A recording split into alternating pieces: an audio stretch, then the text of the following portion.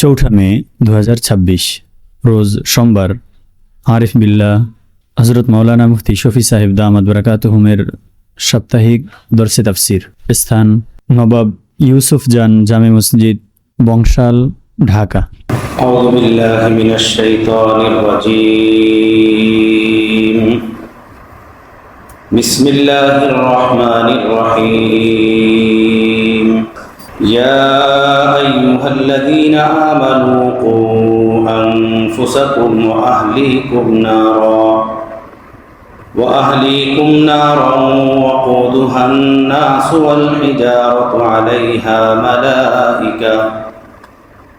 মালাইকাতুন গিলাযুন শিদাদুন লা ইয়াসুনাল্লাহা মা আমারাহুম ওয়া ইয়াফআলুনা মা ইউ'মারুন। ইয়া আইয়ুহাল্লাযীনা কাফারু লা তা'তাযিরুল ইয়াওম ইন্নামা তুজজাউনা মা কুনতুম তা'মালুন। يا أيها الذين آمنوا توبوا إلى الله توبة نصوحا عسى ربكم أن يكفر عنكم سيئاتكم ويدخلكم جنات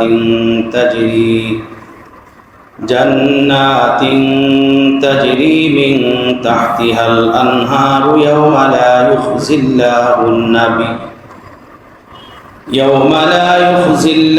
النبي والذين آمنوا معه نورهم يسعى بين أيديهم وبأيمانهم يقولون ربنا أتمم لنا نورنا واغفر لنا إنك على كل شيء قدير صدق الله العظيم। মহান রব্বুল আলামিনের দরবারে সর্বপ্রথম এই ফরিয়াদ যে কোরআনে পাকের যে 3টি আয়াত আপনাদের সামনে আমি তেলাওয়াত করলাম, আল্লাহ এর নূর ও বরকত আমাদের সকলকে দান করে। কোরআন তো এক মহাসমুদ্র, এর এক একটা শব্দের ভিতরে 7 দরিয়া লুকায়িত। এটা নিয়ে আলোচনা করা এবং আলোচনা শোনা যথেষ্ট পরিমাণের কারো দ্বারাই সম্ভব না। তবে আল্লাহ এর ভিতরে যে হেদায়েত রেখেছেন, আল্লাহ সেই হেদায়েত যেন আমাদের সকলকে দান করে। কোরআন যে বুঝে পড়বে তার সওয়াব তো বেহিসাব, যে না বুঝে পড়বে তার জন্য প্রতি অক্ষরে অক্ষরে কমপক্ষে 10 নেকি। সুবহান। 3 খানা আয়াত পড়লাম, কতগুলো অক্ষরের ভিতরে। সুবহান। ইমামে আহমদ বিন হাম্বল রহমতুল্লাহ আলাইহি, যিনি 4 মাযহাবের এক মাযহাবের বাণী, ইমামে আহমদ বিন হাম্বল। আপনারা নাম শুনেছেন ওনাকে হাফিজুদ দুনিয়া বলা হয়। ওনার একটা উপাধি হলো হাফিজুদ দুনিয়া। হাফিজুদ দুনিয়ার অর্থ হলো এই জমিনের উপরে যত জ্ঞান ভান্ডার ছিল সব ওনার মুখস্থ ছিল। আল্লাহ নবীর হাদিস এবং কোরআন হাদিসের তাফাসির এমন কোনো বিষয় ছিল না যেটা ওনার জানা ছিল না। এই জন্য ওনাকে বলা হতো হাফিজুদ দুনিয়া। ওনার জীবনীতে এই কথা লেখা আছে, গ্রহণযোগ্য কিতাবাদির ভিতরে এই কথা বলে গেছে। উনি আল্লাহ তাআলাকে 99 বার স্বপ্নে দেখছেন এবং প্রতিবার আল্লাহকে জিজ্ঞেস করছেন, আল্লাহ আপনার মহব্বত হাসিলের রাস্তা কি, আপনার মহব্বত পাওয়ার রাস্তা কি? তো আল্লাহ তাআলা তাকে প্রতিটা বারই বলছেন যে কোরআনে পাকের তেলাওয়াত, কোরআনে পাকের তেলাওয়াত। তো উনি জিজ্ঞেস করছেন একবার যে কোরআনে পাকের তেলাওয়াত বুঝিয়া পড়লেই ফায়দা, না বুঝে পড়লেও ফায়দা? আল্লাহ তাআলা স্বপ্নের ভিতরে তাকে বলছেন উভয় ব্যক্তির জন্য, কোরআনের অর্থ বিষয়বস্তু বুঝুক না বুঝুক, যে কোরআনে পাক পড়বে আমার আল্লাহর মহব্বত তার দিলে বাড়বে, বাড়তেই থাকবে, বাড়তেই থাকবে, বাড়তেই থাকবে। হিন্দুস্তানের এক বুজুর্গ ছিলেন, বড় আল্লাহওয়ালা মানুষ, হাকিমুল উম্মত মুজাদ্দিদে মিল্লাত হযরত মাওলানা শাহ আশরাফ আলী থানভী রহমতুল্লাহ আলাইহি ওনার কাছে দোয়া চাওয়ার জন্য গেছিলেন। তো দোয়া চাইতে গিয়ে জিজ্ঞেস করছিলেন, হযরত আল্লাহর মহব্বত অন্তরে পয়দা করার রাস্তা কি? আল্লাহর মহব্বত হৃদয়ে পয়দা করার রাস্তা কি? তো ওই বুজুর্গ মৌলানা আশরাফ আলী থানভীকে বললেন, মৌলানা দোনো হাত মিলান, দলে ডলছেন? বলে হ্যাঁ। কিছু গরম হয়েছে? বলে হ্যাঁ। বলে আরো ডল। জিজ্ঞেস করলেন কি গরম কি বাড়ছে? বলে হ্যাঁ। বলে আরো ডল। এরপরে উনি বললেন, হযরত থানভী বলেন, হযরত আর ডলা যায় না, আর ডললে হাতের ভিতরে ছোঁয়া পড়ে যাবে, আর ডলা যায় না। তো ওই বুজুর্গ বললেন, ঠিক আল্লাহ পাকের নামের জিকির, কোরআনে পাকের তেলাওয়াত, এভাবে জিকিরের উপরে জিকির, কোরআনের তেলাওয়াতের উপরে তেলাওয়াত যখন দিলের উপরে পড়তে থাকে, ওই দিলের ভিতরে আল্লাহর মহব্বত এবং বাড়তে থাকে। কোরআন এমন জিনিস, এটা বুঝলেও মজা, না বুঝলেও মজা। আহা, কি আর বলা ভাই। আল্লাহ আমাদেরকে কোরআনের নিশা ও মজা দান করে। কারি বাসের নামে একজন মানুষ আছিল, নাম জানেন আপনারা? কারি বাসের। ওনার ব্যাপারে বুজুর্গানে দিন বলতেন, আমরা আমাদের ওস্তাদের জমা থেকে শুনতাম, আল্লাহ ওনাকে হযরত দাউদের সুর দান করছিলেন। দাউদের সুর, কোরআনের ভিতরে ডুব দিয়ে কোরআন পড়তেন, কোরআনের ভিতরে ডুব দিয়ে কোরআন পড়তেন। ওনাকে একবার এক ব্যক্তি জিজ্ঞেস করছে, সাহেব এত সুন্দর কোরআন পড়েন আপনি, কোরআনের কোনো মুজিজা আপনি দেখেছেন এই পর্যন্ত? তো কারি বাসেদ বললেন, দেখেছি মানে একটা না একাধিক? বলো না, জানতে চাই। উনি বলেন, একটা না, আমি দুই নয়নে একাধিক জিন্দা মুজিজা এই কোরআনে দেখেছি। বলে একটা শোনান। তো কারি বাসেদ বললেন, 1886 সাল মিশরের বাদশাহ নাসের জামালের পক্ষ থেকে আমার কাছে ফোন আসলো। মিশরের প্রেসিডেন্ট নাসের জামাল ফোন আসলো আমাকে। ফোনে উনি বললেন, কারি সাহেব, আগামী মাসের এই তারিখে আমার রাশিয়ার সফর আছে, আপনি আমার সাথে যাবেন, আপনাকে সাথে নিয়ে যাবেন। তো প্রেসিডেন্টের পক্ষ থেকে ফোন, যেতে হবে সাথে। আমি প্রস্তুতি নিলাম। রাশিয়ার সরকারি প্রোগ্রামে ওনার সাথে আমাকে নিয়ে গেলেন। ওখানে রুশদের মন্ত্রীদের সাথে মিটিং শুরু হলো। মিটিংয়ের শুরুতেই বাদশাহ নাসের জামাল উপস্থিত রুশ মন্ত্রীদেরকে বললেন যে আমার সাথে আমার একটা দোস্ত নিয়ে আসছি, ও আপনাদেরকে কিছু শোনাইতে চায়, যদি আপনারা পারমিশন দেন। তোমরা বললেন হ্যাঁ, কোনো সমস্যা নেই, শোনান। প্রেসিডেন্ট নাসের জামাল বললেন, কারি সাহেব শোনান আল্লাহর কোরআন, আল্লাহর কোরআনের ভিতরে ডুব দেন আল্লাহর কোরআন। নাসের জামালের কথা কারি বাসেদ বলেন, আমি তিলাওয়াত করা শুরু করলাম সূরা রহমান থেকে। যখন পড়া শুরু করলাম, তো আমি সামনে রাশিয়ার সেই কমিউনিস্ট মন্ত্রীগুলোকে আমি দেদারসে কাঁদতে দেখলাম। সবাই কাঁদতেছে, চোখে পানি। নাসের জামাল আমাকে বললেন, থামেন কারি সাহেব, আমাকে থামাই দেন। জিজ্ঞেস করলেন, আপনারা কেন কাঁদেন কেন? তো একজন মন্ত্রী বললেন, নাসের জামাল, কাঁদি কেন সেটা তো বলতে পারবো না যে কোন জিনিস আমাদেরকে কাঁদায়, কিন্তু তোমার এই সাথী কি পড়তেছে, কি শোনাইতেছে, যা আমাদের হৃদয়কে টুকরো টুকরো করে রেখে দিতেছে, আমাদের হৃদয়কে ফাইরা রাখতেছে, কি শোনাইতেছে। পরে নাসিরউদ্দিন জামাল উনি বললেন, এটা আমার ওই প্রশ্নের উত্তর। গত সফরে যখন আমি রাশিয়াতে এসেছিলাম, তোমরা আমাকে বলেছিলে, নাসের জামাল কি ইসলাম নিয়ে পড়ে আসো, তুমি আমাদের মতো কমিউনিস্ট হয়ে যাও, তোমার মিশরকে আমরা পৃথিবীর ধনী উন্নতম রাষ্ট্রে পরিণত করে দেব, এমন টেকনোলজি দিব, এমন বিষয়াদি দিব যে বিশ্বের ধনী রাষ্ট্রের কাতারে তুমি দাঁড়িয়ে যাবে। তুমি কি ইসলাম নিয়ে পড়ে আসো? আমার সেই কথার উত্তর তোমাদেরকে দিলাম, এ হলো ওই কোরআন আমার ধর্মের, যা তোমাদেরকে শুনাইছে, আর অজান্তি তোমাদের হৃদয়কে টুকরা টুকরা করে রেখেছে। আমার বন্ধুরা, আমাদের ব্যস্ততা আজকে ফেসবুক, ইউটিউব, মেসেঞ্জার, পেপার, পত্রিকা, টিভি, পিসিআরের নাচ গান, অশ্লীল এবং যুবতী নারীদের সেই খবর, এ হলো আমাদের 24 ঘন্টার জিন্দিগির আমল। আহা, এই সময় থেকে একটা অংশ বিশেষ যদি আল্লাহর এই কোরআনের পথে দেওয়ার তৌফিক হতো, আল্লাহর কসম আমরা সকলে আল্লাহর ওলি হয়ে কবরে যেতে পারতাম। যালিকাল কিতাব হুদাল লিন্নাস, এই কোরআন মানুষের জন্য হেদায়েত, মানুষের জন্য হেদায়েত। এর এক একটা অক্ষর মানুষের জন্য হেদায়েত, এক একটা বিষয় মানুষের জন্য হেদায়েত।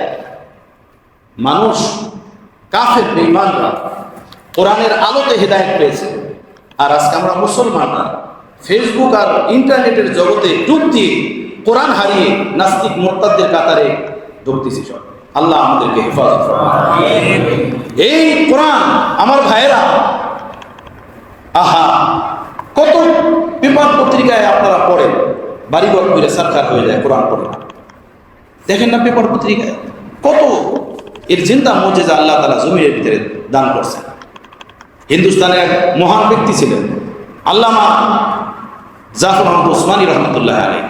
উনি বলেন, আমি যখন মায়ানমারের রঙ্গুনে হাদিস পড়াইতাম, আমার কাছে এক ব্যক্তি তার ছোট্ট একটা মেয়ে, বয়স তার 4 বছর, কোলে করে নিয়ে আসছে। নিয়ে এসে বলল, হুজুর আমার এই মেয়েটা হাফেজা। বলল, কি বলো, তুমি পড়াইছো? বলল, না, 4 বছরের মেয়ে, ওরে পড়াবো কেন? হুজুর আপনি ওরে জিজ্ঞেস করেন। হযরত মাওলানা জাফর আহমদ ওসমানী ঢাকা আলিয়াতে বুখারী পড়েছেন, আমাদের ঢাকা আলিয়াতে। হিন্দুস্তানের কোনো আলেম ওনাকে চিনেন না, ভারত, পাকিস্তান, বাংলাদেশ, নেপাল এই অঞ্চলের কোনো আলেম চিনেন না, এমন কোনো আলেম নাই। এত বড় মানুষ ছিলেন, অনেক উঁচু মানের আলেম ছিলেন। উনি বলেন, ওই ব্যক্তির আবেদনে আমি ওই মেয়েটাকে সামনে বসালাম এবং কোরআনে পাকের কয়েক জায়গা থেকে জিজ্ঞেস করলাম। যেখান থেকে জিজ্ঞেস করি মেয়েটা দেদারসে পড়তে থাকে। সুবহানাল্লাহ, সুবহানাল্লাহ। বাদশাহ হারুন রশিদের দরবারে একবার এক ব্যক্তি তার ছোট 5 বছরের ছেলেকে নিয়ে আসছে। নিয়ে এসে বলল, জাহাপনা আমার এই ছেলেটা হাফেজ। বল, আচ্ছা। বাদশাহ হারুন রশিদ উনিও ছিলেন হাফেজ, হাফেজে কোরআন। উনি বলেন, বেটা পড়ো। ওই ছেলে জেদ করা শুরু করছে, বলে আমাকে যতক্ষণ পর্যন্ত লজেন্স কিনা না দিবা আমি ততক্ষণ পর্যন্ত পড়বো না। তো বাদশাহ হারুন রশিদ বলেন, লজেন্স না, তোমাকে লজেন্সের প্যাকেট কিনে দেবো, ডাব্বা কিনে দেবো, পড়ো তুমি। বলেন, আগে দেয়। তো লজেন্স আনছে, ওর হাতে দিছে। এরপরে বাদশাহ হারুন রশিদ কোরআনে পাকের এক এক জায়গা থেকে প্রশ্ন করছেন, আর বাচ্চাটা না দেখে পড়তে থাকছে। সুবহানাল্লাহ, আল্লাহু আকবার। ইন্না নাহনু নাযালনা যিকরা ওয়া ইন্না লাহু লাহাফিজুন। এই কোরআন আমি অবতীর্ণ করছি, এটা হেফাজত আমি করব। কিভাবে করব সেটা আমি আল্লাহ জানি। ওপেন হার্ট সার্জারি যদি কারো হয় তো রোগীর ভিতরে পাওয়া যাবে কিছু লেখা, আল্লাহ আল্লাহ এটা হেফাজত করবেন। আমার ভাইয়েরা, আল্লাহ আমাদেরকে কোরআনের নূর দান করেন, এর হেদায়েত দান করেন, এর বুঝ দান করেন। দুনিয়াও কামিয়াব হয়ে যাবে, আখিরাতও কামিয়াব। যারা নাকাম হয়েছে কোরআন ছেড়ে, যারা কামিয়াব হয়েছে কোরআন পড়ে। সাহাবা, তাবিন, তাবিন, আমাদের পূর্বসূরি মুসলমান যারা সারা বিশ্বের উপরে যাদের খেলাফত ছিল, রাজত্ব ছিল, যাদের ঐতিহ্য ছিল, তারা গোলাম ছিলেন কোরআনের, ইহুদ নাসারার না, অর্থকরী টাকা পয়সার না। তারা কোরআনের আশিক ছিলেন, কোরআনের গোলাম ছিলেন, নবী মুহাম্মদ রাসূলুল্লাহ সাল্লাল্লাহু আলাইহি সাল্লামের দ্বীনের গোলাম ছিলেন। আমরা দুনিয়ার গোলাম, পার্থিব জগতের গোলাম, ইহুদ নাসারা কাফের বেঈমানদের গোলাম। এজন্য আমাদের নাকের ডগার উপরে বসে আছে তারা। আজকে সারা দুনিয়াতে আমরা শুধু মার খাচ্ছি আর মার খাচ্ছি, একমাত্র কোরআন ছাড়ার দ্বারা, আর কিচ্ছু না। মিছিল, মিটিং, আন্দোলনের দ্বারা দিন কায়েম হয় না, কোনো জমানাই হয় না, আমাদের জমানায় হবে না। দিন কায়েম হয়েছে কোরআনের পাকের মতো জীবন বানানোর দ্বারা।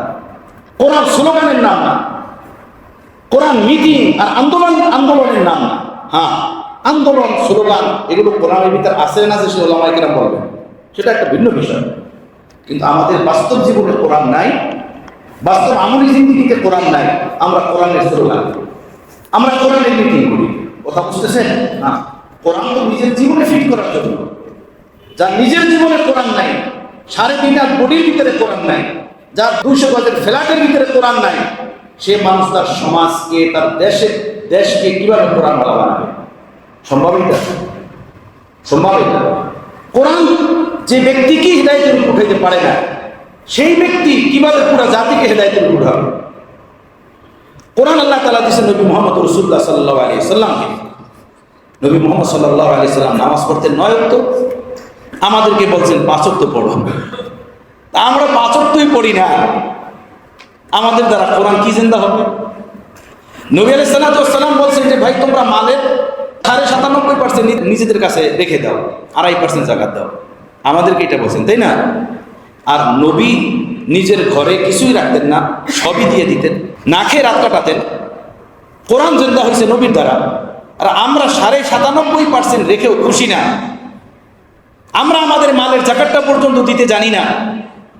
ওয়ারিশ ঠগাই, ভাই ঠগাই, বোন ঠগাই, কর্মচারী ঠগাই, সরকারি টাকা ঠগাইয়া খাই, তাই না? জনগণের পয়সা মারি। আমার দ্বারা কোরআন জিন্দা হবে, আমার দ্বারা দিন জিন্দা হবে। এ খেয়াল আসত মহানাস্ত জুনুন আসত, এটা পাগলা। কোরআন জিন্দা হয়েছে কোরআনওয়ালা মানুষের দ্বারা, দিন জিন্দা হয়েছে দিনওয়ালা মানুষের দ্বারা, ইসলাম জিন্দা হয়েছে ইসলামওয়ালা মানুষের দ্বারা। যার নিজের ভিতরে ইসলাম নাই, দিন নাই, আল্লাহর কসম আমার মুসলমান ভাইরা, তার দ্বারা দিন কোনো দিন জিন্দা হয় নাই, হবেও না। কথা বুঝতেছেন বন্ধু? আল্লাহ কোরআনের নূর আমার সিনায় আপনার সিনায় দান করেন। কোরআনের তাফসীর করা ও বোঝা এটা বহুত ভারী জিনিস, বহুত ভারী জিনিস। আমি একটা এজমালি কোরআনের খাকা সারমর্মায় আপনাদের সামনে তুলে ধরি। কোরআনের ভিতরে সূরা কয়টা? 114খানা। 114খানা সূরা, 114টা সূরার 114টা নাম। এই সূরাগুলোর নাম মুফাসসিরিনে কেরাম ধারণ করছেন। ওনারা বলেন যে ওই সূরার ভিতরে কোনো ঘটনা, কোনো বিষয় উল্লেখ আছে, ওই বিষয়ের মতো সূরাগুলোর নাম ধারণ করা হয়েছে। যেমন কোরআনে পাকের প্রথম সূরা সূরাতুল ফাতিহা, তাই না? এই সূরার দ্বারা যেহেতু কোরআন শুরু হয়, আর ফাতিহা শব্দের অর্থ খোলা, এই জন্য এই সূরার নাম রাখে সূরা ফাতিহা। দ্বিতীয় সূরা সূরা বাকারা। এই সূরার ভিতরে বনী ইসরাঈলের একটা গরুর ঘটনা আছে, এই জন্য এই সূরা ওই ঘটনার দিকে ইঙ্গিত করে এই সূরার নাম রাখা হয় সূরা বাকারা। এরপরে সূরা আছে সূরা আলে ইমরান। ওর ভিতরে হযরতে মারিয়ম আলাইহিস সালামের বাবা ইমরান এবং তার মার ঘটনা উল্লেখ আছে, এই জন্য সেই হিসাবে এই সূরার নাম রাখা হয়েছে সূরা আলে ইমরান। কথা বুঝতেছেন? এইভাবে পরের সূরা আছে সূরা নিসা।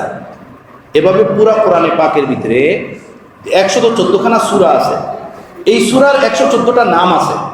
এই নামগুলো ওই কোরআনে পাকের ভিতরেই কোনো ঘটনা, কোনো বিষয়াদি সামনে রেখে রাখা হয়েছে।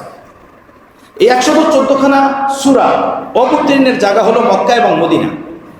এই 114খানা সূরার ভিতরে দেখবেন প্রতিটা সূরার শুরুতেই নামের পরে লেখা আছে সূরা বাকারা মাক্কিয়া, মাদানিয়া, সূরা বাকারা মাদানিয়া, সূরাতুল ফাতিহা মাক্কিয়া, এভাবে লেখা আছে না? তো 114খানা সূরার ভিতরে 86টা সূরা মক্কি আর 28টা সূরা হলো মাদানী। 86টা মক্কি, 28টা মাদানী। এই মক্কি মাদানীর ভাগের সহজ রাস্তা হলো এই হিজরতের পূর্বে যে সূরাগুলো মক্কাতে থাকা অবস্থাতে অবতীর্ণ হয়েছে সেগুলোকে মক্কি বলা হয়, আর হিজরতের পরে মদিনা মুনাওয়ারাতে প্রিয় নবী আসার পর যে সূরাগুলো অবতীর্ণ হয়েছে সেগুলোকে মাদানী বলা হয়। আরও কিছু ব্যবধান আছে মুফাসসিরিনরা, সহজ একটা কথা আপনাদেরকে শুনিয়ে দিলাম।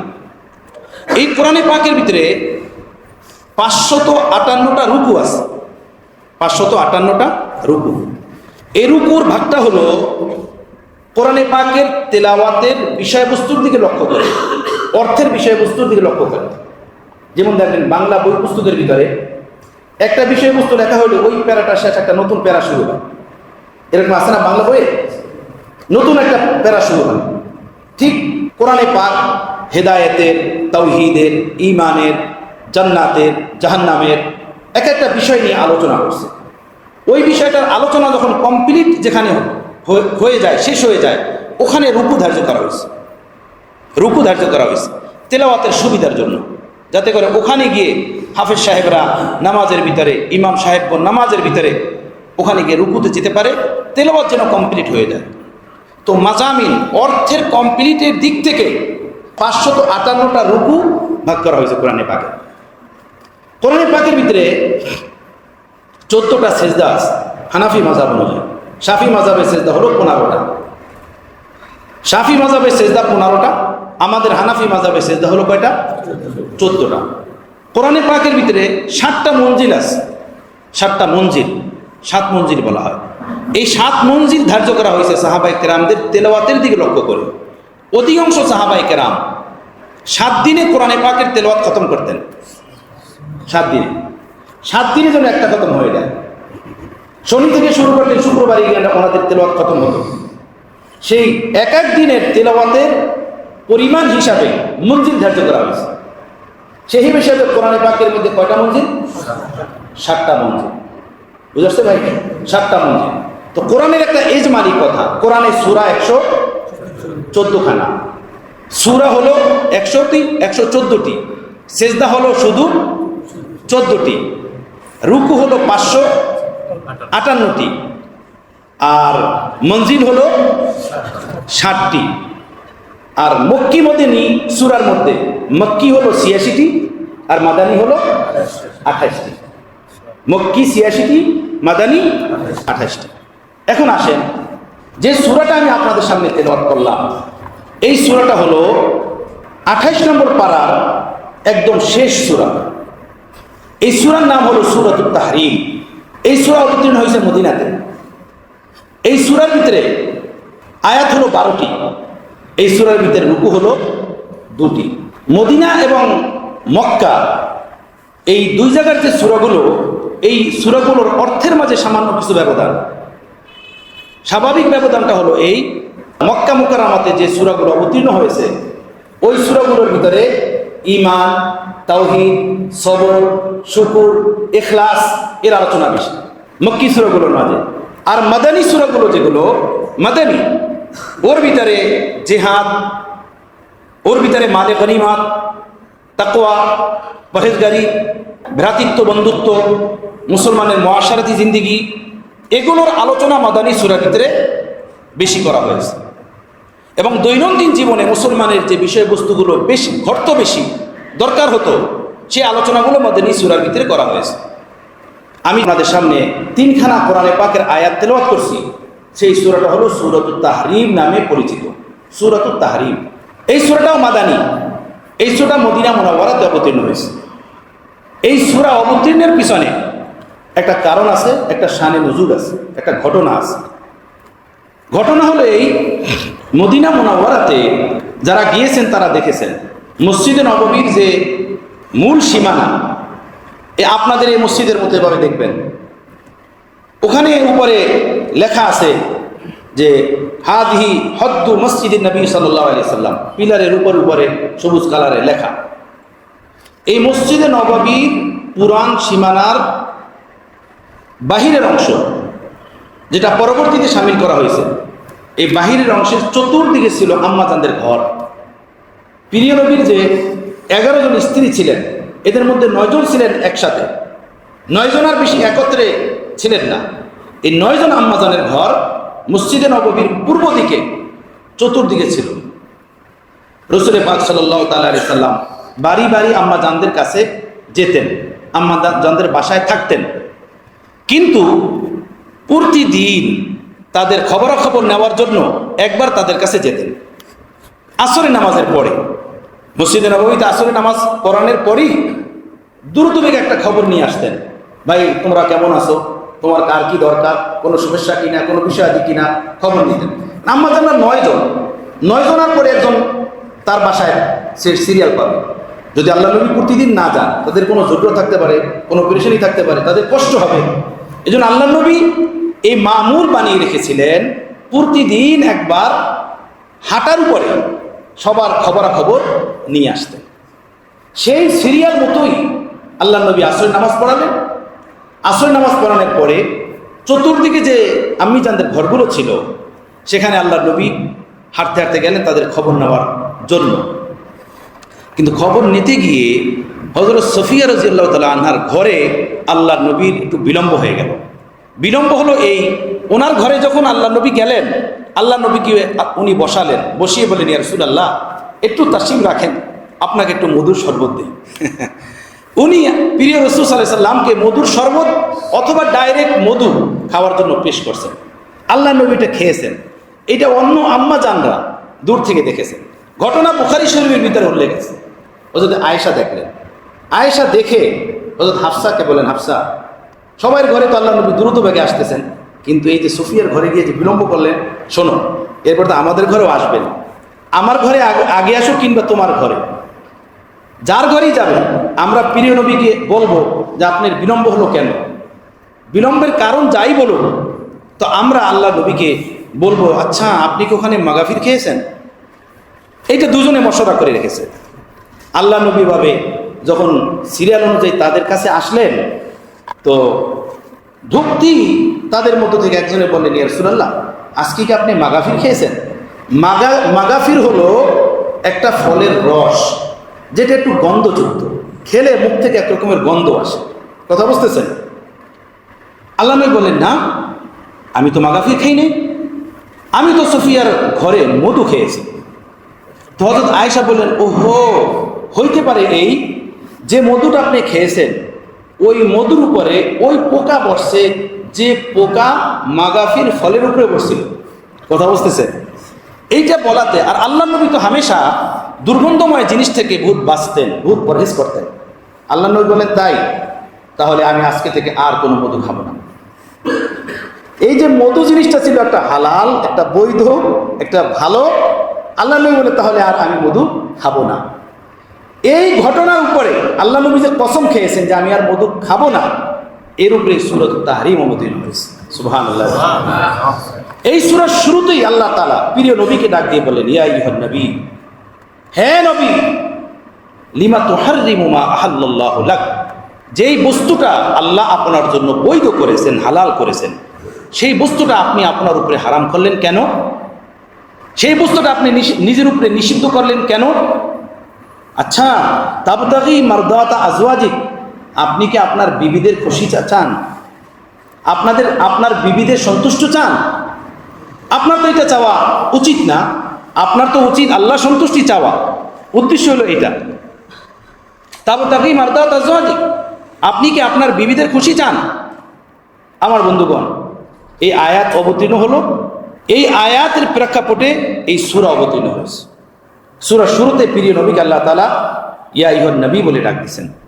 কোরআনে পাকের জায়গায় জায়গায় রাসূল পাক সাল্লাল্লাহু আলাইহি সাল্লামকে নবী বলে ডাক দিয়েছেন।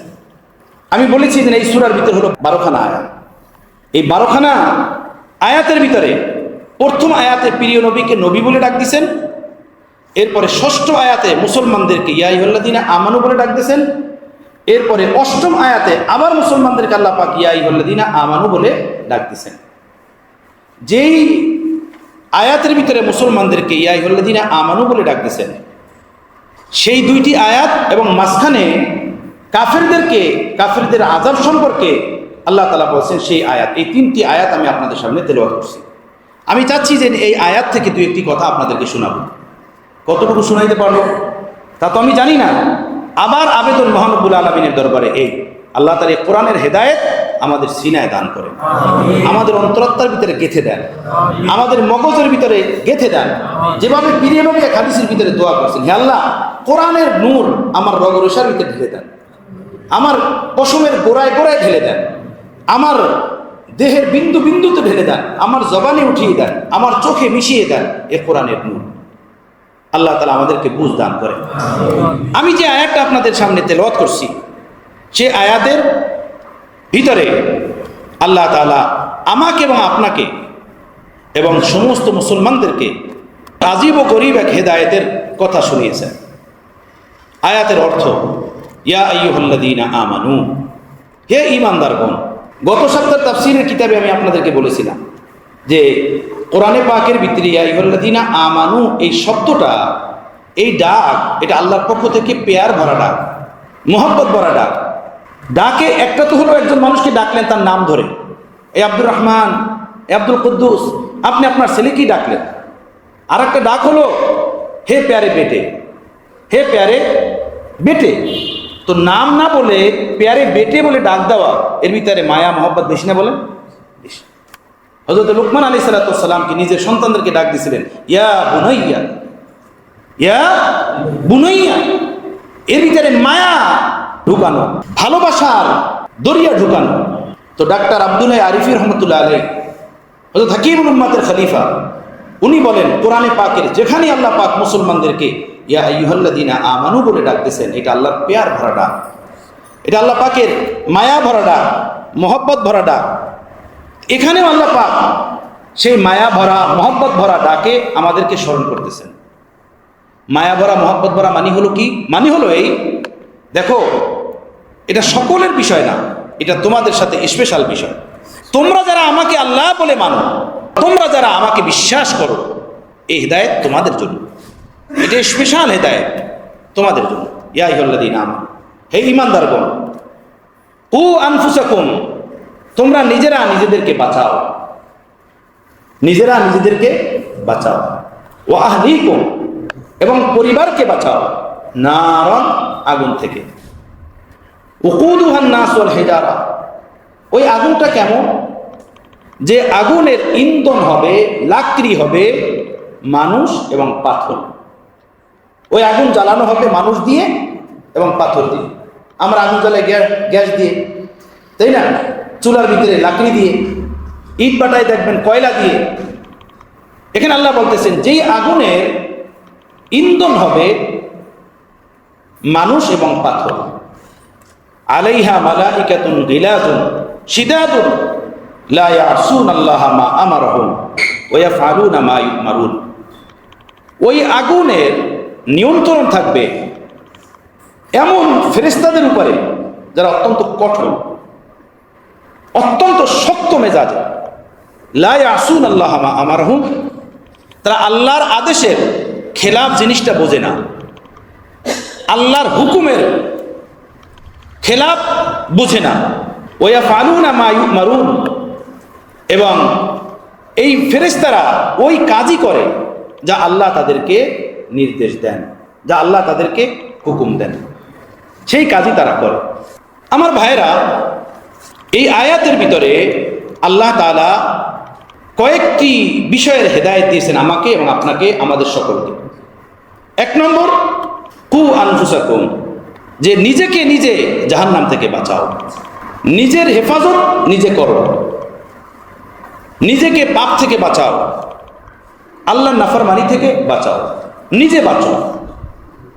এক নম্বর হুকুম, নিজে বাঁচা, অর্থাৎ নিজের জীবনকে আল্লাহ আল্লাহ রাসূলের হুকুমের উপরে উঠিয়ে আনো, আল্লাহ আল্লাহ রাসূলের বিধানের উপরে উঠিয়ে আনো, নিজেকে জাহান্নাম থেকে বাঁচাও, নিজেকে গুনাহ থেকে বাঁচাও। এক নম্বর হুকুম। দুই নম্বর হুকুম, ওয়া আহলিকুম নারা, এবং নিজের পরিবারকে জাহান্নাম থেকে বাঁচাও, নিজের পরিবার পরিজনকে জাহান্নাম থেকে, নিজের পরিবার পরিজনকে আগুন থেকে বাঁচাও। এক নম্বর হলো নিজে বাঁচা, দুই নম্বর হলো পরিবার পরিজনকে বাঁচানো। এই আয়াতের দ্বারা এই কথা স্পষ্ট বোঝা যায়, জাহান্নামের আগুন থেকে বাঁচার জন্য শুধু অন্যকে দিনের দিকে ডাকলে হবে না, নিজেও দিনের পথে চলতে হবে। এবং এইটাও স্পষ্ট বোঝা যায় যে শুধু নিজে দিনের পথে চললে হবে না, অন্যকেও দিনের পথে ডাকতে হবে। এটা স্পষ্ট কথা। বহু মানুষ আমাদের মধ্যে এমন আছে, যদি তাদেরকে বলা হয় যে ভাই নামাজ পড়েন, ভাই পর্দা করেন, আরে ভাই তোমারটা তুমি পড়ো, তোমারটা তুমি পড়ো, তোমার জান্নাত তুমি খোঁজো না। আবার এই মানুষগুলো কি দেখবেন যে তারা অনেক সুন্দর সুন্দর কথা বলে, ভালো ভালো কথা বলে, মানুষকে সৎ কাজের দিকে ডাকে, অথচ নিজেই সৎ পথে নাই। ভালো কথা বলে ঠিক, কিন্তু নিজে ভালো কাজ করে না, আল্লাহর হুকুম মতো চলে না। তো এক নম্বর হুকুম হলো নিজেকে দিনের পথে আনা, আল্লাহর হুকুমের উপরে আনা, আল্লাহর হুকুমের উপরে উঠানো। এরপরে শুধু এতটুকুই যথেষ্ট না যে একজন মানুষ সে নিজে শুধু দিনের পথে চলে, নিজেই শুধু নামাজ পড়ে, নিজেই শুধু আল্লাহ মুখী জীবন বানায়, এতটুকু যথেষ্ট না। যেমন আমরা অনেকে মনে করি আমি নামাজ পড়ি, আমি দান সৎকার করি, আমি হজ করি, আমি মাদ্রাসা মসজিদের খেদমত করি, গরিব এতিমকে খাওয়াই, আমি তো জান্নাতি মানুষ, আমি তো জান্নাতি কাজ করি। এই আয়াত এটা স্পষ্ট বোঝায় একজন মানুষের নিজস্ব ইবাদত তার জান্নাতে যাওয়ার জন্য যথেষ্ট না, জাহান্নাম থেকে বাঁচার জন্য যথেষ্ট না, বরং নিজেকে জাহান্নাম থেকে বাঁচানোর সাথে সাথে ওয়া আহলিকুম নারা, নিজের আহালকে, নিজের পরিবার পরিজনকে, তাদেরকেও জাহান্নাম থেকে বাঁচাইতে হবে, তাদেরকেও পাপ থেকে বাঁচাইতে হবে, তাদেরকেও আল্লাহর নাফরমানি থেকে হেফাজত করতে হবে। এখন যদি কেউ বলে যে বাস আমি আমার ছেলে সন্তানকে নামাজের দিকে ডাকি, তারা কথা শোনে না, তারা পড়ে না, আমি কি করব? আমি তো তাদেরকে পড়তে বলি, তারা পড়ে না, বাস তারা পড়ে না, তো আমি দায়মুক্ত, আমার উপর আর কোনো জিম্মেদারি নাই। কোরআন সেই বিষয়টার উত্তর এখানে দিছে। সেটা কি? সেটা হলোই দেখেন, ও আহলিকুম নারা, তোমরা নিজেরা নিজেকে এবং নিজের পরিবারকে আগুন থেকে বাঁচাও। এখানে আল্লাহ পাক জাহান্নামের আগুনের কথা বলেন নাই, আগুনের কথা বলছেন। মুফাসসিরিনে কিরাম বলেন এখানে আল্লাহ পাক জাহান্নামের কথা উল্লেখ করেন নাই কেন, আগুনের কথা বললেন কেন? তোমরা বলেন আগুনের কথা আল্লাহ তাআলা এই জন্য বললেন, কোন মানুষ ভাবতে পারে আমি আমার সন্তানকে, আমি আমার মেয়েকে, আমি আমার বিবিকে নামাজের কথা বলি, পর্দার কথা বলি, দিনের পথে চলার কথা বলি, তারা মানে না, তো আমি কি করব? তো বাস আমার মৌখিক কথা আমি তাদেরকে বলি, তারা মানে না, তো আমি কি করব?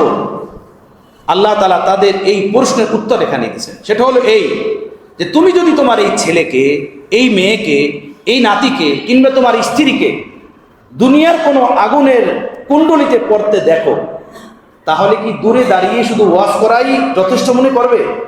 যে ছেলে তুমি আগুনের দিকে যেও না, মেয়ে তুমি আগুনের দিকে যেও না, কোনো বাবা শুধু মৌখিক এই কথার দ্বারা ক্ষান্ত থাকবে? বলেন, মন তো সে ঝাঁপ দিবে, দৌড় দিবে, দুনিয়ার এই আগুন থেকে বাঁচানোর জন্য জানে প্রাণে এসে চেষ্টা করবে। আল্লাহ তাআলা বুঝাইলেন, হে বাবা, হে স্বামী, হে বড় ভাই, হে মালিক, যে যার জিম্মাদার, শুধু মৌখিক একটু ওয়াজ, মৌখিক একটু নসিহতের দ্বারা ক্ষান্ত করলেই যে তুমি তোমার দায়িত্ব পুরা করে ফেললে, বিষয়টা এরকমের না। দুনিয়ার আগুন থেকে, দুনিয়ার আযাব থেকে, দুনিয়ার অ্যাক্সিডেন্ট এবং মুসিবত থেকে বাঁচানোর জন্য যেভাবে তুমি জানে প্রাণে চেষ্টা করবে, দৌড় দিবে, ঝাঁপ দিবে, সর্বোপরি পরিকল্পনা করবে, ঠিক জাহান্নামের আগুন থেকেও বাঁচানোর জন্য ততটুকু মেহনত, ততটুকু কষ্ট, দৌড়ঝাঁপ নিজের সন্তানের জন্য, নিজের পরিবারের জন্য যদি না করো, তাহলে তুমি দায়মুক্ত হতে পারবে না, তুমি মুক্তি পাবে না। আমি বাবা ফজরের সময় বাসা থেকে বের হয়ে আওয়াজ দিয়ে আসলাম, এই ওঠো ওঠো, তোমরা নামাজ পড়ো, ওঠো। আমি সামনের কাতারে এসে নামাজ পড়লাম, আমার ঘরে আমার বৌমা ঘুমায়, আমার ওয়াইফ ঘুমায়, আমার মেয়েরা, যুবক যুবক যুবক সন্তানরা ঘুমায়, সবাই ঘুমাইতেছে, কিন্তু আমি বাবা তো সামনের কাতারের মুসল্লি, আমি স্বামী তো সামনের কাতারের মুসল্লি, কিন্তু আমার বিবি সে বিছনায় পড়ে আছে, আর আমি শুধু দরজার উপরে আওয়াজ দিয়ে চলে আসছি। এটা আমার মুক্তির জন্য যথেষ্ট না। এই ওয়াইফেরই, এই বাচ্চারই যদি পেটে পাথর হয়, এরই যদি কিডনি নষ্ট হয়ে যায়, এরই যদি চোখ বরবাদ হয়ে যায়, এরই যদি কঠিন থেকে কঠিন কোনো রোগ ব্যাধি হয়, তো আমি আমার সাধ্য মতো তার সুচিকিৎসার কতটুকু চেষ্টা করব? বলেন, কতটুকু মেহনত করব? আমি তার জন্য সব কিছু করব, সব কিছু করব, বিন্দুমাত্র আমি কমতি করব না। কিন্তু আখিরাতের কাজে আমি শুধু অ্যালার্ম লাগাইয়া দেওয়া বা শুধু একটু মৌখিক একটু কথা বলা কি যথেষ্ট মনে করি? আল্লাহ তাআলা বলেন এটা যথেষ্ট না, এটা যথেষ্ট না। তাকে ডাকতে হবে হেদায়েতের পথে, চেষ্টা করতে হবে জানে প্রাণে। এই কারণে রাসূল পাক সাল্লাল্লাহু আলাইহি সাল্লাম বলছেন, আমর ইবনে শুআইব আন আবিহি আন জাদ্দিহি থেকে রিওয়ায়াত, উনি বলেন, রাসূল পাক সাল্লাল্লাহু আলাইহি সাল্লাম বলেন, মুরু আওলাদাকুম বিসসালাতি ওয়া হুম আবনাউ সাবঈ ওয়াজরিবুহুম ওয়া হুম আবনাউ আশর ওয়া ফাররিকু বাইনা মাসাজিহিম। রাসূল পাক সাল্লাল্লাহু আলাইহি সাল্লাম বলেন, তোমরা তোমাদের সন্তানদেরকে নামাজের দিকে ডাকো, নামাজ এখানে দ্বীনের গুরুত্বপূর্ণ বিষয়, কারণ ঈমান আনার পরে মুসলমানের উপরে সর্বপ্রথম নামাজের হুকুমটাই আসে। এই জন্য নামাজের কথা বলছেন। মূলত উদ্দেশ্য হলো দ্বীনের সব বিষয়ের দিকে ডাকতে থাকো। যখন তোমার এই সন্তানের বয়স হবে 7 বছর, তখন তাদেরকে নামাজের দিকে ডাকো, নামাজের দিকে ডাকতে থাকো, টানতে থাকো, বলতে থাকো। ওয়াজরিবুহুম ওহুম আবনাউ আশার, বয়স যখন 10 বছর হয়ে যায়, তারপরেও সে নামাজ পড়ে না, তো তাকে প্রহার করো, তাকে শাস্তি দাও, তাকে শাসন করো, শাসনের মাইর দাও, শাসনের শাস্তি দাও তাকে। এবং 10 বছর বয়স হয়ে গেলে অফারিকু বাইনা মাসাজিহিম, তাদের বিছনা আলাদা আলাদা করে দাও। 2 ভাই একই কম্বলের নিচে ঘুমাবে না, 2 আপন বোন একই কম্বলে ঘুমাবে না, আলাদা আলাদা কম্বলে ঘুমাবে, আলাদা আলাদা বিছনায় ঘুমাবে। সুবহানাল্লাহি ওয়া বিহামদিহি সুবহানাল্লাহিল আযীম। আমার ভাইয়েরা, নিজের সন্তানকে দ্বীনের উপরে আনা, এটা আমার আপনার সকলের জাহান্নাম থেকে বাঁচার মাধ্যম ও জরিয়া।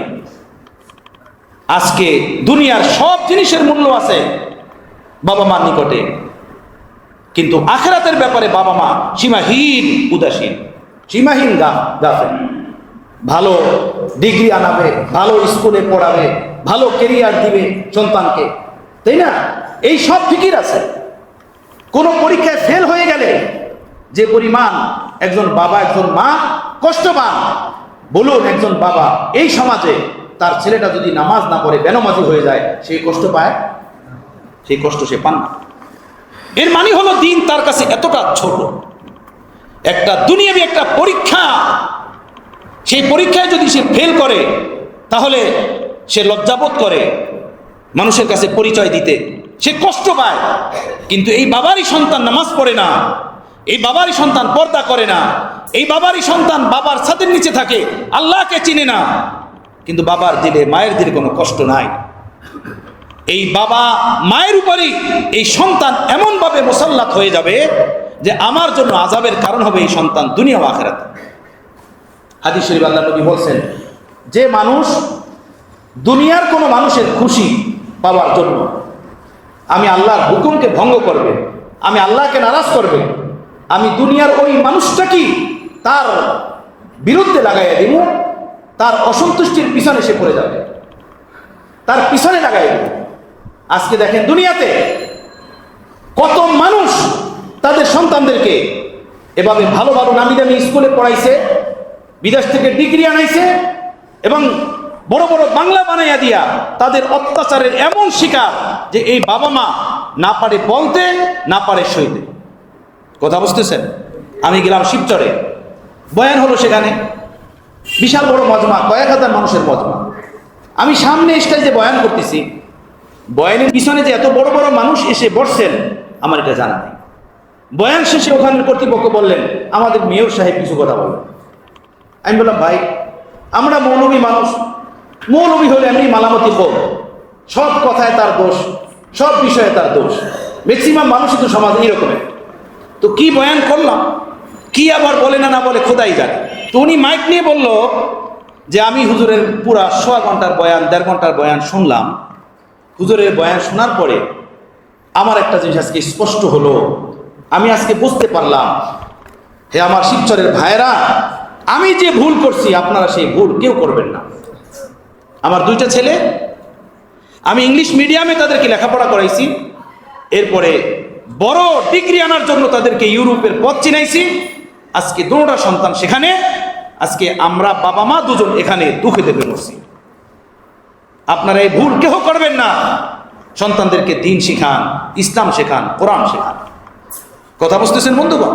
হ্যাঁ, আজকে সমাজে একটা ভালো পোস্ট, একটা কেরিয়ার দেওয়ার জন্য বাবা মা কত ফিকির করেন, কিন্তু সেই বাবা মারই এই সন্তানকে নামাজ, দ্বীন, কোরআন দেওয়ার জন্য কোনো ফিকির নাই। আমার প্যারে মুর্শিদ রহমতুল্লাহ আলাইহি করাচি শহরে ঘটনা আমাদেরকে বলেছেন। করাচি শহরের এক বিশাল হাসপাতাল আছে, লিয়াকত আলী হাসপাতাল। লিয়াকত আলী হাসপাতাল, যারা ওই জমানার মানুষ, অনেক বয়স, তারা হয়তো জানবেন। ওখানে এক মুসলমান ব্যক্তির ইন্তেকাল হয়ে গেছে। একমাত্র ছেলে ডিগ্রি আনার জন্য সে ছিল তখন আমেরিকাতে। বাবার ইন্তেকালের পরে সে ফোনে বলছে, বাবার লাশ রেখে দাও, আমি আসব, আমি এসে বাবার লাশ দাফন করবো, তোমরা রেখে দাও। হিমাগরে বাবার লাশ রেখে দিছে। 2-4 দিন পার হওয়ার পরে ছেলে দেশে আসছে। যখন লাশের সামনে দাঁড়াইছে, লাশের সামনে দাঁড়ানোর পরে দেখে যে বাবার মুখে ছোট ছোট দাড়ি। কারণ অসুস্থ হওয়া অবস্থাতে হাসপাতালে ভর্তি হয়েছে, ট্রিটমেন্ট নিতেছিল, ওই ট্রিটমেন্ট অবস্থাতেই সে মারা গেছে। 7-10 দিন 15 দিন অসুস্থ ছিল, দাড়ি আর সাজতে পারে নাই। এই ছোট ছোট যে দাড়ি হয়েছে না, এই বাবার মুখের ছোট ছোট দাড়ি দেখে যে আমেরিকার পিএইচডিওয়ালা ছেলে বাবার মুখের সামনে দাঁড়িয়ে বলল, যাও নায়ের দোকান থেকে নাপিত নিয়ে আসো, আমি আমার বাবার মুখে এভাবে দাড়ি রেখে আমি আমার বাবাকে কবরে মাটি দিতে পারি না। বাবার ইন্তেকালের পরে নায়ের দোকান থেকে নাপিত এনে পরে মৃত্যু বাবার দাড়ি সাজাইছে। আমার ভাইয়েরা, আমার প্যারে মুর্শিদ রহমতুল্লাহ আলাইহি বলছেন, এ হলো দুনিয়াদার বাবা মার সন্তানদের অবস্থা, যারা নিজেদের সন্তানদেরকে ক্যারিয়ার দেওয়ার জন্য, সুন্দর ভবিষ্যৎ দেওয়ার জন্য এই পার্থিব জগতের কয়েকদিনের টাকা পয়সা এবং ব্যাংক ব্যালেন্স যে দুনিয়া চিনারের জন্য যারা কাফের বেঈমানদের পথ দেখায়, সেই বাবা মার সাথে সন্তানদের আচরণ হলো এই, অবস্থান হলো এই। এই জন্য আল্লাহ তাআলা কোরআনে পাকের ভিতরে বললেন, তুমি একা হাজী সাহেব, তোমার একার মুখে দাড়ি, তুমি সামনের কাতারের মুসল্লি, এইটা তোমার নাজাতের জন্য যথেষ্ট না। তোমার ছাদের তলে থাকে, তোমার কামাই সে ভোগ করে, তোমার বিল দেওয়া কারেন্টের বাতি আলো এসির বাতাস সে ভোগ করে, তোমার সেই বিবি কি করে, তোমার সেই মেয়ে কি করে, তোমার সেই সন্তান কি করে, সেটার হিসাব তোমাকে দিতে হবে। তুমি সামনের কাতারের মুসল্লি, তাতে কি আসে যায়? তুমি যেভাবে সামনের কাতারে, তুমি তোমার সন্তানের কেউ তোমার পিছনের কাতারে নিয়ে আসো, কমাস কাম পিছনের কাতারে নিয়ে আসো, তখনই তুমি জাহান্নামের আগুন থেকে বাঁচতে পারবে। আল্লাহ তাআলা আমাদেরকে বুঝ দান করেন। ওয়া আহলিকুম নারা। আল্লাহ প্রিয় রাসূল সাল্লাল্লাহু তাআলা আলাইহি ওয়াসাল্লাম এক একটা জিনিসকে শিক্ষা দিয়েছেন, এক একটা জিনিস। আজকে একটা কাঁচের গ্লাস যদি সন্তানের হাত থেকে পড়ে ভেঙে যায়, তো বাবা মা কষ্ট পান, রাগ করেন, ধমক দেন। এই ছেলে সন্তানই 24 ঘন্টার জীবনে সমস্ত কাজগুলো খেলাফে সুন্নাত করে। তাদের মুখে দাড়ি নাই, তাদের মাথায় ইংরেজি চুল, তাদের পরনে শার্ট, তাদের পরনে প্যান্ট টাকনার নিচে, ঘরের ভিতরে বিশাল টিভি, ওগুলোর ভিতরে জীবনযাপন। কিন্তু বাবা মার অন্তরে একটু ব্যথা লাগে না। বাবা মনে করেন আমি তো হাজী সাহেব মানুষ, তাই না, আমি তো দিনদার মানুষ। এভাবে হবে না। নিজে যেভাবে দিনদার, সন্তানকেও সেভাবে দিনদার বানাইতে হবে, সেইভাবে চেষ্টা করতে হবে। হযরত নূহ আলাইহিস সালামের একটা ছেলে ছিল কি না, তাই না, কাফের ছিল। উনি তো নবী ছিলেন, কিন্তু ছেলে ছিল কি, কাফের। কিন্তু দেখেন, কাফের ছিল, আল্লাহ তাআলা যখন তুফান প্রেরণ করলেন, হযরত নূহ আলাইহিস সালাম নৌকায় উঠলেন, ওনার যারা মুসলমান উম্মত ছিল তাদেরকে নৌকায় নিলেন এবং পশু পাখি যা যা নেওয়ার তা নিলেন।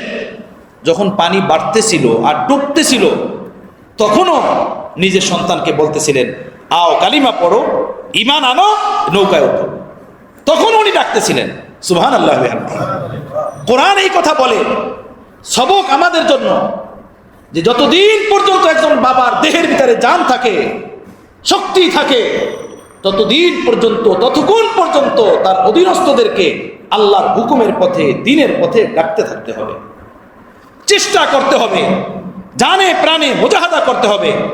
কি ব্যাপার, আমি আমার ছেলের অফিসের, আমি আমার ছেলের স্কুলের ফির ফিকির করি, তার বই খাতার ফিকির করি, তার টিফিনের ফিকির করি, কিন্তু তার কোনো দিনই ফিকির করি না। এভাবে যদি বাচ্চা পালার বিষয়টাই হয়, তো আমার ভাই, একটা পশুও কিন্তু তার বাচ্চা পালে, কি বলেন, একটা গাভীও কিন্তু তার বাচ্চা পালে, একটা মুরগিও কিন্তু তার ছানা পালে, গাছের ডালে একটা পাখিও কিন্তু তার বাচ্চাগুলোকে পালে। এটা তো কুদরতি এক নিজাম।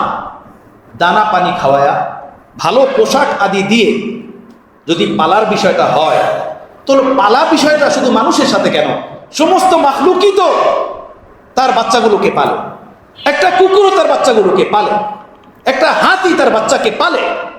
কিন্তু মানুষ, মুসলমান, শুধু দানা পানি খাওয়াইয়া পালবে না, না, সে আল্লাহর হুকুমের সাথে পালবে, আল্লাহর দ্বীনের সাথে পালবে, ইসলামের সাথে পালবে।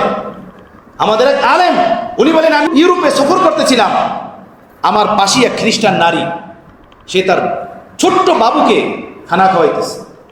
বাবু এক লোকমা খানা নেয় আর বলে ঠ্যাঙ্গু, বাবু এক লোকমা নেয় আবার বলে ঠ্যাঙ্গু, আবার এক লোকমা নেয় বলে ঠ্যাঙ্গু।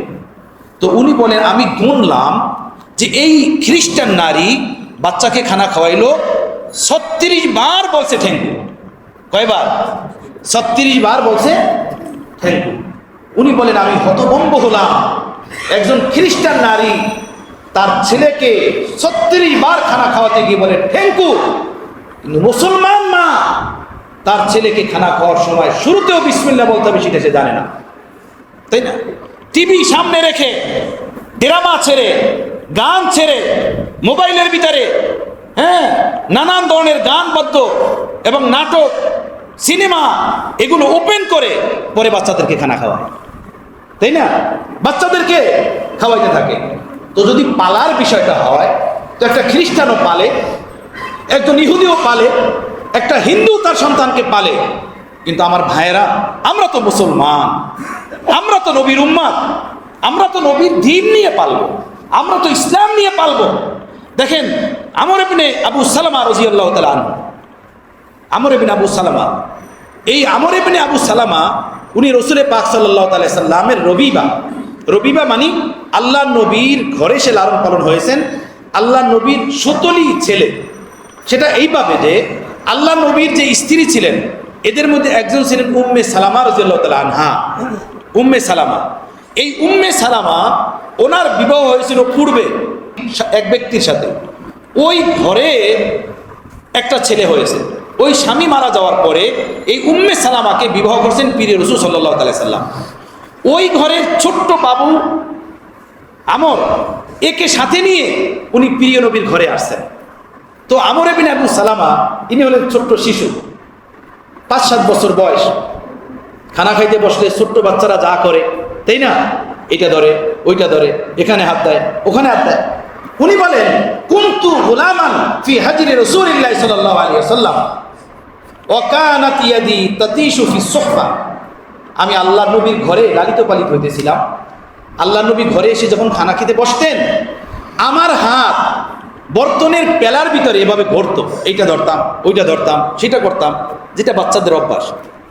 তো আল্লাহ নবী আমার হাত ধরলেন, হাত ধরে বললেন, ইয়া গোলাম সাম্মিল্লাহ ওয়া বিয়ামিনিকা ওয়া কুল মিম্মা ইয়ালিকা। হে বৎস, হে শিশু, আল্লাহর নাম নিয়ে খাও। সুবহানাল্লাহ। সাম্মিল্লাহ, আল্লাহর নাম নিয়ে খাও। ওয়া বিয়ামিনিকা, ডান হাতে খাও। ওয়া কুল মিম্মা ইয়ালিকা, নিজের সামনে থেকে খাও। সুবহানাল্লাহ। উনি বলেন, আমি এই সবক শিখলাম, আজীবনের জন্য আমার সবক হয়ে গেল। সুবহানাল্লাহ। ছোট্ট শিশু খানা খাইতেছে, বাম হাতে খায়, ডান হাতে খায়। আল্লাহ নবী তাকে ধরে বললেন, না, ডান হাতে খেতে হবে, আল্লাহর নাম নিয়ে খেতে হবে।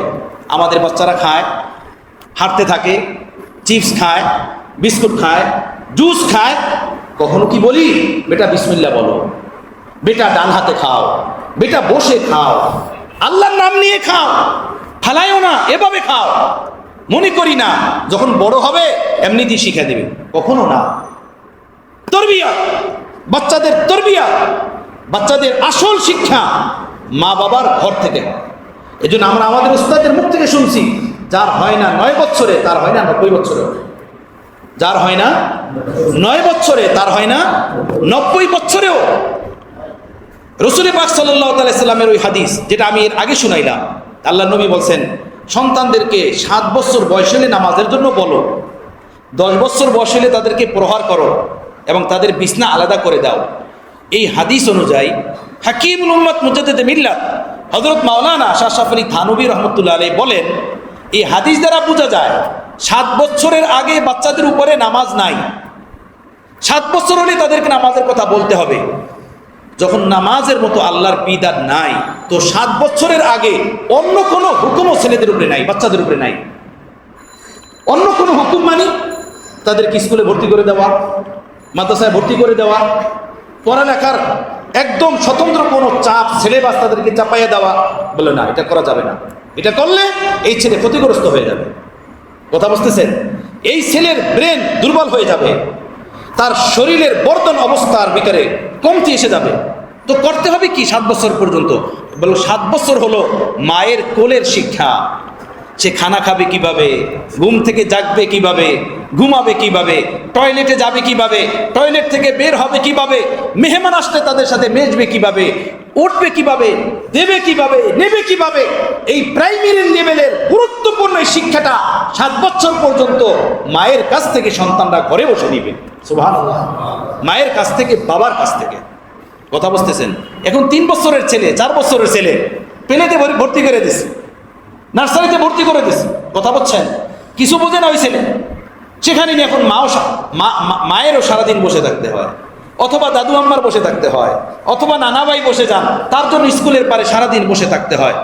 এখন দেখা যায় এই ছেলেদেরকে এই দুনিয়াবী শিক্ষা দেওয়ার জন্য যতটা বাবা মা পেরেশান এবং যত তাড়াতাড়ি তাদের উপরে দুনিয়াবী শিক্ষার ভার চাপাইয়া দেয়, এই ছেলে পেলেগুলো তত তাড়াতাড়ি লেখাপড়া ছেড়ে লেখাপড়া থেকে দূরে ভেঙে দেয়। কথা বুঝতেছেন? দূরে ভেঙে দেয়। যত তাড়াতাড়ি এদেরকে লেখাপড়ার সাথে লাগানো হয়, অত তাড়াতাড়ি এরা লেখাপড়া থেকে ভেঙে যায়। একটু বড় যখন হয় তখন আর লেখাপড়ার দিকে তারা বেরে না, তখন গাঞ্জা, ইয়াবা, গলত বন্ধু বান্ধব, গলত রাস্তায় চলা, বাবা মার অধীনের বাহিরে চলে যাওয়া, এটা ব্যাপকভাবে হইতেছে। ব্যাপকভাবে যত তাড়াতাড়ি তাদের উপরে দুনিয়াবী শিক্ষা চাপাইয়া দিছে, এই ছেলেপেলেগুলো একটু বড় হওয়ার পরে তত তাড়াতাড়ি এই দুনিয়াবী শিক্ষা থেকে হাত ধুয়ে বসে যাচ্ছে। কথা বুঝতেছেন বন্ধুগণ? হ্যাঁ। তো এই 7 বছর পর্যন্ত বাবা মা তাকে ঘরে বসে, ঘরের তরবিয়ত দিয়ে তাকে আল্লাহমুখী জীবন দেওয়ার এক ফিকির করবে, এক চেষ্টা করবে। দেখেন হযরত আনাস রাদিয়াল্লাহু তাআলা আনহু, নাম শুনছেন না আপনি? রাসূল পাক সাল্লাল্লাহু আলাইহি সাল্লামের খাদেম, সাহাবী রাসূল। আল্লাহ নবী হিজরত করে যখন মদিনাতে গেলেন, হযরত আনাসের বয়স তখন 8 বছর, কোন রিওয়ায়াতে পাওয়া যায় 9 বছর, অল্প বয়স। হযরত আনাস রাদিয়াল্লাহু তাআলা আনহুর মা উম্মে সালিম, উনি কোলে করে হযরত আনাসকে প্রিয় নবীর দরবারে নিয়ে আসছেন। নিয়ে এসে বললেন, ইয়া রাসূলুল্লাহ, আমার বড় আশা, অপেক্ষায় ছিলাম আপনি মদিনাতে কবে আসবেন, আমি আমার শিশুটাকে আপনার হাতে ন্যস্ত করব। কারণ আমি বুঝলাম এই দুনিয়াতে শ্রেষ্ঠ মানুষ হওয়ার জন্য শ্রেষ্ঠ মানুষের পরশ লাগবে, ভালো মানুষ হওয়ার জন্য ভালো মানুষের পরশ লাগবে, সুন্দর একটা জীবন বানানোর জন্য সুন্দর মানুষের পরশ লাগবে। তো আমি চাইলাম, আমি বুঝলাম আপনার সুন্দর পরশের চেয়ে এই দুনিয়াতে আর কারো সুন্দর পরশ নাই। তো আমি নিয়ে এসেছি আমার এই বাচ্চাটাকে আপনি গ্রহণ করেন। আল্লাহ নবী হযরত আনাসের মায়ের আবেগ আগ্রহ দেখে বলেন, ঠিক আছে, কি আর গ্রহণ করবে, তো ছোট্ট বাচ্চা কাছে থাকতো, যা করতো। আল্লাহ নবী তাকে দোয়া দিতেন, পালতেন, আদর করতেন। হযরত উম্মে সালিম রাদিয়াল্লাহু তাআলা আনহু, ওনার স্বামী একদিন দেখলেন আনাস রাদিয়াল্লাহু তাআলা আনহুকে, এই ছোট্ট বাবুকে ঘরে বসে কোলে নিয়ে কালিমা পড়াইতেছে, লা ইলাহা ইল্লাল্লাহ মুহাম্মাদুর রাসূলুল্লাহ, দোয়া দুরূদ পড়াইতেছে। এর ভিতরেই আনাস রাদিয়াল্লাহু তাআলা আনহুর বাবা মালিক উনি বাসায় আসলেন। এসে দেখেন যে স্ত্রী বাচ্চাকে কালিমা পড়াইতেছে, কোরআন পড়াইতেছে। এখন স্বামী বলল, হ্যাঁ তুমি তো গোমরা হইছই। স্বামী তখন মুসলমান হয় না। তুমি তো গোমরা হইছই, আমার পোলাটারও তুমি গোমরা করতে চাও। তো স্ত্রী বললেন, হ্যাঁ আমি যে গোমরা হইছি, আমার ছেলেটাকে আমি সেই গোমরাই বানাবো, আমি চাই সেই গোমরা তুমিও হয়ে যাও। তো স্বামী বলল, তোর যে অবস্থা, তোর অবস্থার কারণে আমিও মনে হয় ওই পথেই হাঁটবো, তোর কারণে আমি ওই পথে হাঁটতে বাধ্য হব। কিন্তু মুসলমান হইতে পারে না। এর আগে উনি কোনো এক যুদ্ধে মারা গেছেন, কোনো এক যুদ্ধে শেষ হয়ে গেছেন। আমার ভাইরা, একজন মা, একজন বাবা যদি দিনদার হন, যদি ফিকিরমান হন, যদি চান একটা ছেলেকে সুন্দর বানাতে, তাহলে সে শতভাগ একটা সুন্দর জীবন দেওয়ার ক্ষমতা রাখে এবং এটা সম্পূর্ণ তার আয়ত্তের অধীনে। রাসূল পাক সাল্লাল্লাহু আলাইহি ওয়াসাল্লাম এক হাদিসে পাকের ভিতরে বলছেন, আল্লাহ নবী বলেন, কুল্লু মাউলুদিন ইউলাদু আলা ফিতরাতিল ইসলাম ফাআবাওয়াহু ইউহাউবিদানিহি ওয়া ইউনাসসিরানিহি ওয়া ইউমাজ্জিসানিহি। প্রতিটা শিশু ইসলামের মনোমানসিকতা নিয়ে তৈরি হয়, পয়দা হয়। সে দুনিয়াতে এমনভাবে আসে, তার অন্তরাত্মার ভিতরে আল্লাহর পিপাসা থাকে, আল্লাহকে তালাশের জজবা থাকে, আল্লাহমুখী জীবন বানানোর ফিকির তার ভিতরে থাকে। কিন্তু তার আপনজন, তার বাবা, তার মা, তার প্রিয়জন, যাদের পরশে এই বাচ্চাটা লালিত পালিত হয়, বড় হয়, সেই বাবা মা তাদেরকে নষ্ট করে দেয়, সেই বাবা মা তাদেরকে গোমরা করে দেয়। আমার ভাইয়েরা, আল্লাহ তাআলা আমাদেরকে তেমন বাবা মা হওয়া থেকে হেফাজত ফরমান, যে বাবা মা সন্তানকে, পরিবারের সদস্যদেরকে দ্বীনের পথে না ডাকার কারণে জাহান্নামে যেতে হবে। কোরআনে পাকের এই আয়াতের ভিতরে আল্লাহ পাক তাই বলতেছেন, ইয়া আইয়ুহাল্লাযীনা আমানু, হে ঈমানদারগণ, কু আনফুসাকুম, তোমরা নিজেরা নিজেকে বাঁচাও, ওয়া আহলিকুম, এবং নিজের পরিবারকে বাঁচাও, নারান, জাহান্নামের আগুন থেকে। কেন বাঁচাবা? কুল্লুকুম রাইন ওয়া কুল্লুকুম মাসউলুন আন রাইয়াতিহি, তোমাদের মধ্য থেকে প্রতিটা মানুষ জিম্মাদার, দায়িত্ববান। যে যতটুকু জিম্মাদার, যার যতটুকু দায়িত্ব আছে, এই দায়িত্ব সম্পর্কে কিয়ামতের দিন আল্লাহ তাকে জিজ্ঞেস করবেন। হযরত আব্দুল্লাহ ইবনে ওমর রাদিয়াল্লাহু তাআলা আনহু থেকে হাদিস, জামিউল উসুল নামক কিতাবের ভিতরে হাদিস বিস্তারিত উল্লেখ আছে।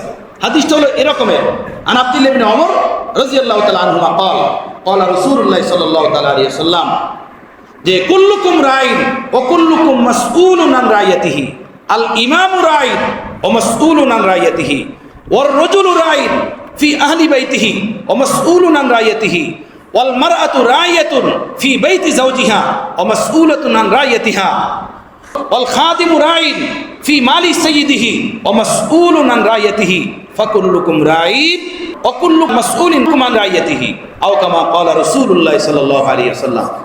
আল্লাহ নবী বলেন, তোমাদের মধ্য থেকে প্রতিটা মানুষ জিম্মাদার।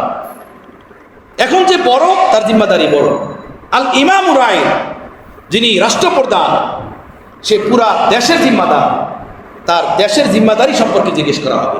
আল ইমামু রাইন ওয়া মাসউলুন আন রাইয়াতিহি, যিনি দেশ প্রধান হবেন, প্রেসিডেন্ট হবেন, রাজা হবেন, প্রধানমন্ত্রী হবেন, তাকে দেশ সম্পর্কে জিজ্ঞেস করা হবে। ওয়ার রাজুলু রাইন ফি আহলি বাইতিহি ওয়া মাসউলুন আন রাইয়াতিহি, একজন পুরুষ, সে তার পরিবারের জিম্মাদার, তার অধীনে তার ছেলে আছে, মেয়ে আছে, বিবি আছে, ছোট বাচ্চারা আছে। এই সম্পর্কে তাকে জিজ্ঞেস করা হবে যে তুমি তাদেরকে আল্লাহমুখী জীবন দিছো কি দাও নাই, আল্লাহ রসুল চিনাইছো কি চিনাও নাই। এরপরে আল্লাহ নবী বলেন, আল মারআতু রাইয়াতুন ফি বাইতি যাওজিহা ওয়া মাসউলাতুন আন রাইয়াতিহা, একজন স্ত্রী, সে তার স্বামীর অগোচরে স্বামীর মাল ও দৌলত, বাসা বাড়ির হেফাজতের জিম্মাদার। কিয়ামতের ময়দানে তাকে এটা জিজ্ঞেস করা হবে, তোমার স্বামী যখন তোমার বাসায় ছিল না, দূরে ছিল, তখন তুমি তোমার স্বামীর মাল ও দৌলত যথাযথভাবে হেফাজত করছো কি করো না। এমনিভাবে একজন খাদেম, একজন চাকর, নকর, সে তার মালিকের মালের হেফাজতের জিম্মাদার। এই চাকরকে, নকরকে, অথবা এই চৌকিদারকে, কেয়ারটেকারকে কিয়ামতের ময়দানে জিজ্ঞেস করা হবে, মালিকের পক্ষ থেকে যেহেতু কেয়ারটেকারের জিম্মাদারি তোমাকে দেওয়া হয়েছিল, দারোয়ানের জিম্মাদারি তোমাকে দেওয়া হয়েছিল, তুমি এইটা পালন করছো কিনা, এইটা যথেষ্টভাবে তুমি আদায় করছো কিনা, তুমি হিসাব দাও। সুবহানাল্লাহ বিহামদিহি। এক নম্বর হলো আল ইমামু রাইন। এই দুনিয়াতে কোনো মানুষ জিম্মাদারি থেকে খালি না। যে বড় মানুষ তার জিম্মাদারি বড়, যে ছোট মানুষ তার জিম্মাদারি ছোট। একজন রাজা, সে সারা দেশের জিম্মাদার। কিয়ামতের ময়দানে সারা দেশ সম্পর্কে তাকে জিজ্ঞেস করা হবে। হযরত ওমর ফারুক রাদিয়াল্লাহু তাআলা আনহু বলতেন, 10.5 বছর রাজত্ব পরিচালনা করলাম।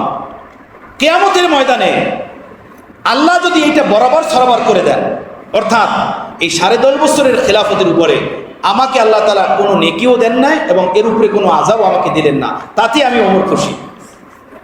সুবহানাল্লাহ।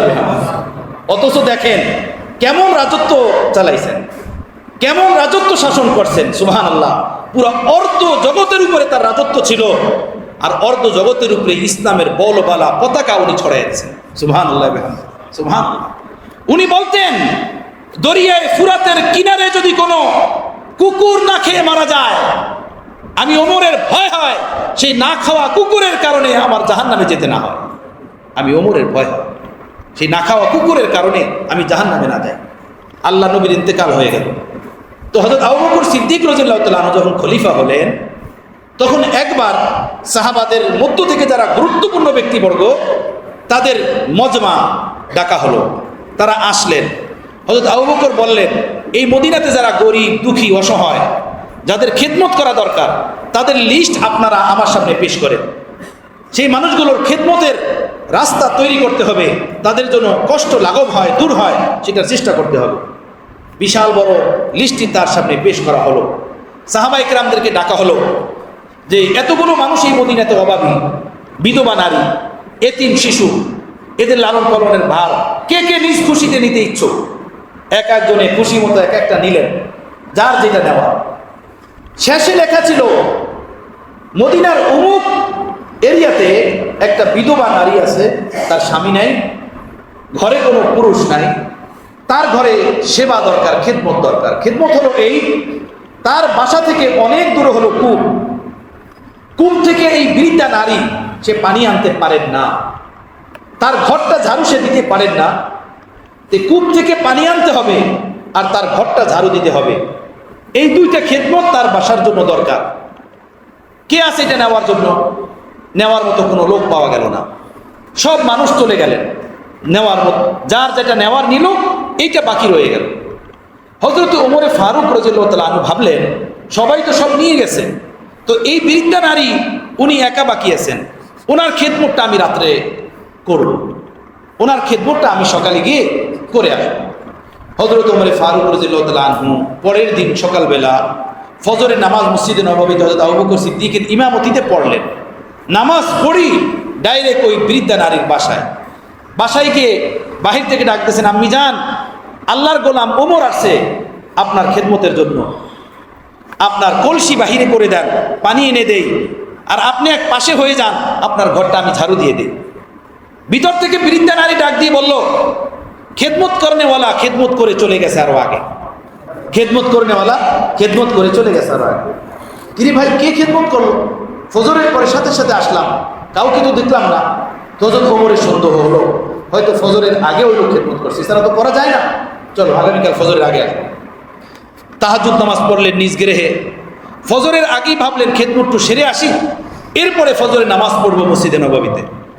ওই বৃদ্ধা নারীর বাসায় গেছেন, বাহিরে গিয়ে ডাক দিয়েছেন, আম্মি যান, আল্লাহর বান্দা ওমর আসছে আপনার বাসায় পানি পৌঁছানোর জন্য, আপনার ঘরে ঝাড়ু দেওয়ার জন্য। কলসি দেন, আপনি এক পাশে হয়ে যান, আমি ঝাড়ু দিয়ে যাই, পানি দিয়ে যাই। ভিতর থেকে আবার আওয়াজ আসলো, আল্লাহর বান্দা খিদমত করে চলে গেছে, পানি এনে ঘর ঝাড়ু দিয়ে চলে গেছে। ফজরের আগে আসলাম, এই লোকটা কে? ফজরের আগে আস খিদমত করে চলে যায়, আজব মামলা। এই লোককে বের করতে হবে। খেদমতের এমন জজবা, এমন ফিকির, কে হবে? বের করতে হবে। পরের দিন মসজিদে নববীতে ঈশার নামাজ পড়ার পরে আর নিজ গৃহে যান নাই। নিজ গৃহে না গিয়ে ওই বাড়ির, ওই মহিলার বাড়ির দিকে যে রাস্তা, সেই রাস্তার পাশে দাঁড়িয়ে গেছে, চুপচাপ বসে গেছে। দেখবো এই দিকে খেদমত করার জন্য রাত্রে কে আসে, কে ওই লোকটা। রাত গভীর, অনেক রাত। হঠাৎ শুনলেন যে হালকা হালকা পায়ে এক ব্যক্তি আগাই আসতেছে। হযরত ওমর বসা থেকে দাঁড়ালেন, দাঁড়িয়ে ডাক দিলেন, কে কে? আস্তে আওয়াজ আসলো, আবু বকর। আবু বকর, ইয়া আমিরুল মুমিনিন, আমি ওমর। আপনি কোথায় যান এই রাত্রে? বলল, ওমর, ওই যে পাড়ায় একটা মহিলা বিধবা নারী, তার বাসায় পানি দেওয়া দরকার, ঘরটা ঝাড়ু দেওয়া দরকার, তো তার খেদমত নেওয়ার জন্য তো কেউ ছিল না, তো ভাবলাম এই দায়িত্বটুকু আমি ওমর আবু বকরই নিব। সুবহানাল্লাহ। হযরত ওমর বলেন, ইয়া আমিরুল মুমিনিন, আপনার পায়ে জুতা নাই কেন? জুতা কোথায়? বলল, জুতা খুলে রেখে এসেছি। জুতা পরে হাঁটলে ঠাস ঠাস ঠাস ঠাস আওয়াজ আসে। রাত গভীর, গলি চিপা, সরু গলি, মানুষ আওয়াজ না পায়, ঘুমের কষ্ট না হয়, কেউ জেগে না যায়, এই জন্য জুতা নিজ গৃহে রেখে এসেছি। হযরত ওমর বললেন, ইয়া আমিরুল মুমিনিন, গত পরশু গেছি ওই বাসাতে ফজরের নামাজের পরে, ওই আল্লাহর বান্দি বলল ফজরের আগে খেদমত হয়ে গেছে। আমি ভাবলাম তাহাজ্জুদের সময় আসবো, গতকালকে এসেছি তাহাজ্জুদের সময়, সে বলল খেদমত হয়ে গেছে। এই রজনীতে আপনার পিছনে মসজিদে নববীতে নামাজ পড়ার পরে আর বাসায় যাই নাই, এই রাস্তায় দাঁড়িয়ে আছি যে এই খিদমত কে করে আমি দেখব। বাকি আমার মনে এই টান ছিল যে এই খিদমত করেনেওয়ালা আবু বকর ছাড়া আর কেউ হবে না। আপনি আমিরুল মুমিনিন, আপনি সারা জাহানের মুসলমানদের খলিফা, আপনার এই খিদমতের জজবা। আল ইমাম রাই ওয়া মাসউলুন আন রাইয়াতিহি, যে রাজা যে দেশ প্রধান, তাকে জিজ্ঞেস করা হবে তার রাইয়া সম্পর্কে, তার অধীনস্থ লোকদের সম্পর্কে। মাওলানা জালালউদ্দিন রুমি রহমতুল্লাহ বলছেন, তুমি যদি দেশ প্রধান নাও হও, তুমি একজন ফ্যাক্টরির মালিক, তোমার ফ্যাক্টরিতে 100 জন কর্মচারী আছে, 100 জন শ্রমিক আছে, তাদের দ্বারা তুমি যেভাবে 24 ঘন্টা কাজ নাও, ডিউটি নাও, মাস শেষে বেতন দাও, তারা কাজ করে কি করে না সেইটার হিসাব নাও, এটা যেভাবে তুমি বোঝো, কিয়ামতের ময়দানে এই 100 শ্রমিক থেকে তুমি শুধু টাকা কামাইতা সেইটাই, নাকি তাদেরকে তুমি দিনও দিতা, আল্লাহ তাআলা এটার হিসাব তোমার কাছ থেকে নিবেন।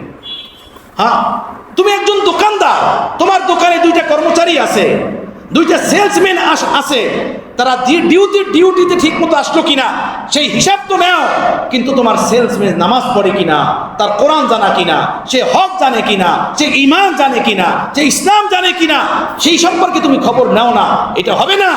এই তোমার সেলসম্যান সম্পর্কেও কিয়ামতের দিন আল্লাহ তোমাকে জিজ্ঞেস করবে। আমিন। কুল্লুকুম রাই ওয়া কুল্লুকুম মাসউলুন আন রাইয়াতিহি। আমার ভাইয়েরা, ফের না কেহনা খবর না থি। এরপরে এই কথা না বলি যে জানতাম না, আমাদের জানা ছিল না। প্রতিটা মানুষ জিম্মাদার। এখানে যে আল্লাহ তাআলা বলছেন ওয়া আহলিকুম নারা, কু আনফুসাকুম ওয়া আহলিকুম নারা, তোমরা নিজেরা নিজেকে জাহান্নাম থেকে বাঁচাও এবং আহালকেও।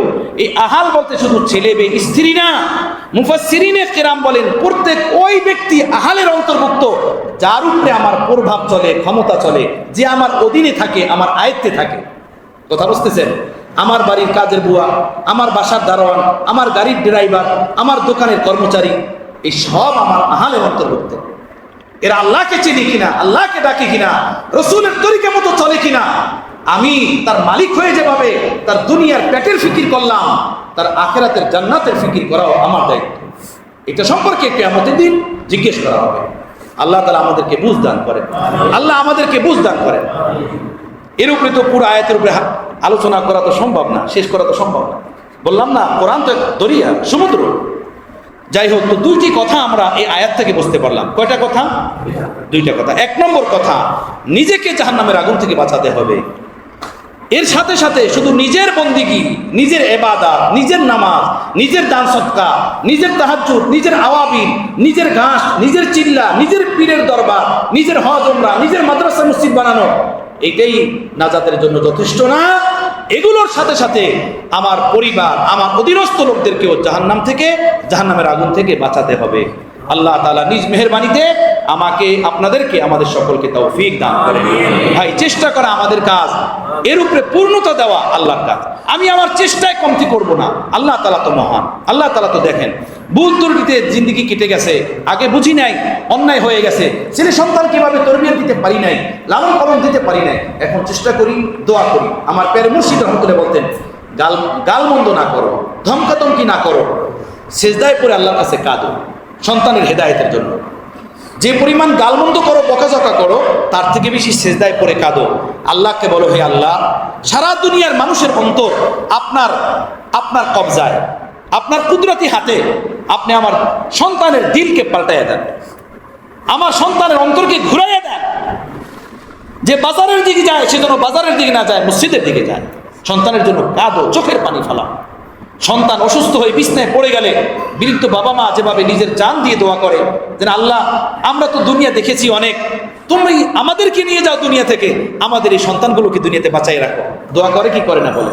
এভাবে যেভাবে প্রাণ দিয়ে সন্তানের হায়াতের জন্য, দুনিয়াবী জিন্দিগির জন্য দোয়া করি, তাদের ঈমানি জিন্দিগির জন্য, আল্লাহমুখী বানানোর জন্য যদি আমরা চেষ্টা করি, আমার ভাইয়েরা, শতভাগ যদি আমরা কামিয়াব নাও হতে পারি, 80 ভাগ কামিয়াব অবশ্যই হয়ে যাব। কি বলে? অবশ্যই হয়ে যাব। আমাদের সন্তানরা অত নাফরমান না, অত দুষ্ট না, কিন্তু আমরাই ভুলের কারণে, গাফলাতির কারণে আমাদের সন্তানদেরকে দ্বীনের পথে, ঈমানের পথে, ইসলামের পথে ডাকি না, ডাকতে পারি না, যে কারণে তারা আরো বেশি দিন থেকে দূরে সরে গেছে, আল্লাহ আমাদের সকলকে হেফাজত ফরমান, আল্লাহ আমাদের সকলকে তৌফিক দেন, আমরা নিজেরাও জাহান্নাম থেকে বাঁচতে পারি, সন্তানদেরকেও বাঁচাইতে পারি। ওয়া আখিরু দাওয়ানা আলহামদুলিল্লাহি রাব্বিল আলামিন। আলহামদুলিল্লাহি রাব্বিল আলামিন ওয়াসসালাতু ওয়াসসালামু আলা সাইয়্যিদিল মুরসালিন ওয়া আলা আলিহি ওয়া আসহাবিহি আজমাইন। ربنا ظلمنا أنفسنا وإن لم تغفر لنا وترحمنا لنكونن من الخاسرين. ربنا فاغفر لنا ذنوبنا وكفر عنا سيئاتنا وتوفنا مع الأبرار. اللهم رب ارحمهما كما ربياني صغيرا، رب ارحمهما كما ربياني صغيرا، رب ارحمهما كما ربياني صغيرا. اللهم وفقنا لما تحب وترضى من القول والعمل والفعل والهدي والنية، إنك على كل شيء قدير، إنك على كل شيء قدير يا ذا الجلال والإكرام. اللهم هادينا مهتدين غير ضالين ولا مضلين، سلما لأوليائك وحربا لأعدائك، نحب بحبك من أحبك ونعادي بعداوتك من خالفك من خلقك. اللهم اجعلنا لك ذكارا لك شكارا لك رهابا لك مطوعا لك مطيعا إليك مخبتا إليك أواها منيبا. ربي تقبل توبتي واغسل حوبتي واجب دعوتي وثبت حجتي وسدد لساني واهد قلبي واسلل سخيمة صدري. يا الله يا الله يا رحمن يا رحيم يا غفار يا غفور يا ستار يا جبار. আল্লাহ আমরা পাপী, আমরা গুনাহগার, আমরা জালেম, আমরা অপরাধী। আল্লাহ আপনি আমাদেরকে মাফ করে দেন, আল্লাহ আপনি আমাদেরকে মাফ করে দেন, আল্লাহ আমাদেরকে মাফ করে দেন। আমাদের দুনিয়া আখিরাত সব তাবাহ হয়ে গেছে আল্লাহ, আমরা দুনিয়া আখিরাত সব বরবাদ করে দিছি আল্লাহ। এই কোরআনের কোনো কদর আমাদের দ্বারা হয় নাই, এই দ্বীনের কোনো কদর আমাদের দ্বারা হয় নাই, এই ইসলামের কোনো কদর আমরা করতে পারি নাই। আল্লাহ আপনি নিজ মেহেরবানিতে আমাদেরকে মুসলমান বানিয়ে দিয়েছেন আল্লাহ। এই ইসলামের এই মুসলমানিত্বের কোনো হক আমরা আদায় করতে পারি নাই আল্লাহ। আপনি নিজ দয়া আমাদেরকে মাফ করে দেন আল্লাহ, আমাদের সকলকে মাফ করেন, আমাদের জীবিত মৃত্যু পিতামাতাকে মাফ করে দেন, যারা আমাদেরকে লালন পালন করে দুনিয়া থেকে বিদায় নিয়ে চলে গেছেন আল্লাহ, অন্ধকার কবরে পড়ে আছেন আল্লাহ, সেই দয়ার বাবা মাকে মাফ করে দেন আল্লাহ, দাদা দাদুকে মাফ করে দেন, নানা নানুকে মাফ করে দেন, ভাই বেরাদার আপনজনকে মাফ করে দেন। আমাদের প্রিয়জন যারা আমাদেরকে ত্যাগ করে অন্ধকার কবরে চলে আসে, প্রতিনিয়ত আমাদের দিকে তাকিয়ে থাকে, আমরা তাদের জন্য কোনো দান সৎকার সওয়াব পাঠাই কিনা আল্লাহ, কোনো দোয়া দুরূদ পাঠাই কিনা আল্লাহ।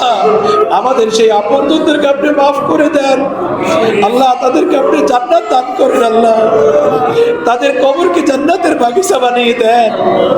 আয় আল্লাহ, আয় আল্লাহ, এই পার্থিব জগতের কয়েকদিনের দুনিয়া আল্লাহ, এখানে থেকে আমরা যেন আপনাকে রাজি খুশি করতে পারি তৌফিক দেন, হালাল খেতে পারি তৌফিক দেন, পাঁচ ওয়াক্ত নামাজ পড়তে পারি তৌফিক দেন, পর্দা খুশিতার সাথে চলতে পারি তৌফিক দেন।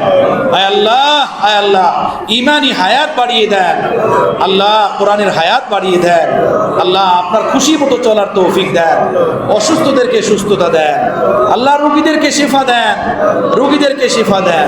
অনেক ভাইয়েরা দোয়া চেয়েছেন আল্লাহ, যে যে রোগের জন্য, রোগের শিফার জন্য দোয়া চেয়েছেন, তাকে সেই রোগ থেকে শিফা দেন।